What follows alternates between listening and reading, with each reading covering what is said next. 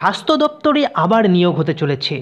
Friends, আজকের এই গুরুত্বপূর্ণ খবরটি উঠে এসেছে আজ বিকেল নামক একটি অনলাইন পোর্টালে। সেখানে বলা আছে যে সরকারি হাসপাতালে আরও ৩২০০ কর্মী নিয়োগ করছে রাজ্য।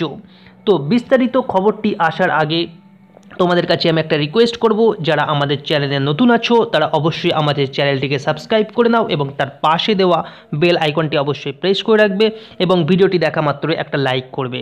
তো এখন আসি বিস্তারিত আলোচনায়।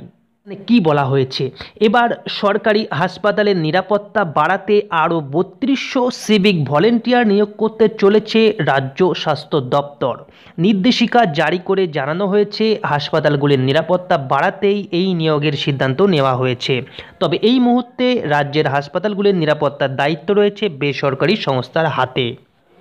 সূত্রের খবর, বেসরকারি রক্ষীদের পাশাপাশি ৩২০০ সিভিক ভলেন্টিয়ার নিয়োগ করা হবে এবং তাদেরকে দেওয়া হবে মোট ১০,০০০ টাকা পর্যন্ত বেতন। এবং এখানে আরও বলা হয়েছে যে সিভিক ভলেন্টিয়ারদের বেতন দেবে পুলিশ এবং বিপর্যয় মোকাবিলা ও পুলিশ দপ্তর।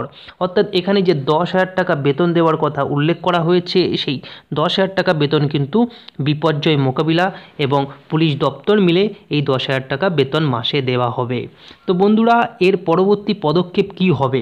অর্থাৎ এই যে নিয়োগ প্রক্রিয়া, অর্থাৎ তোমরা দেখতে পাচ্ছ এখানে যে মোট ৩২০০ কর্মী নিয়োগ হবে, যে ৩২০০ কর্মী নিয়োগ হবে, এই কর্মী নিয়োগের জন্য কি আদৌ পরীক্ষা হবে, বা পরীক্ষা হলে কবে থেকে হবে, কবে থেকে ফর্ম ফিল আপ হবে এবং সেই টোটাল প্রসিডিওরটা কিভাবে হবে তার জানার জন্য অবশ্যই আমাদের চ্যানেলটিকে সাবস্ক্রাইব করে রাখো। আমরা যখনই এই নিয়োগ সংক্রান্ত কোনো নিউজ পাবো তখনই আমরা ইউটিউবে ভিডিওর মাধ্যমে তোমাদের কাছে সেই নিউজটি আমরা পৌঁছে দেব।